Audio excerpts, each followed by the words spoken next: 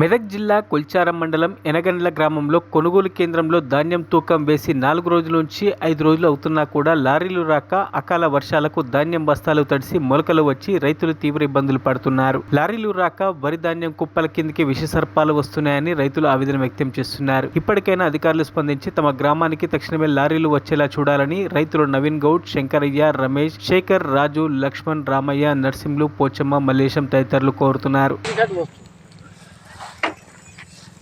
ఇక్కడ కొన్ని తీసాక అటు వస్తుంది. ఏం చేస్తాం చెప్పాయన.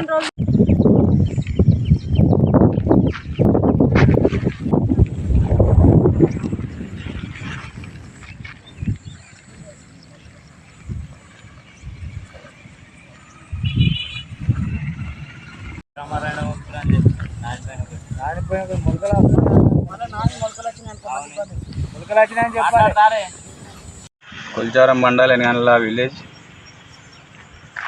వరి ధాన్యం కొనుగోలు అవుతున్నాయి కానీ లారీలు రావడం లేదు, ఇబ్బంది అవుతుంది. వర్షం కారణంగా ఎక్కడి వడ్లు అక్కడ తడిచిపోయి మొలక రావడం అయింది.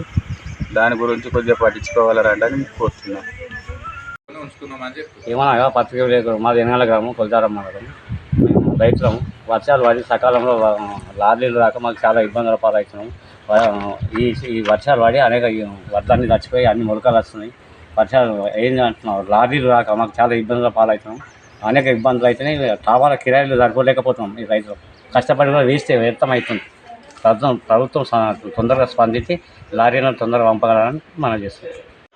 కాంట చేసి ఒక వారం 10 రోజులైనా లారీలు వస్తలేదు. రైతులు చాలా ఇబ్బంది పడుతున్నారు. లారీలు పరిస్థితి అనే ఉంటుంది.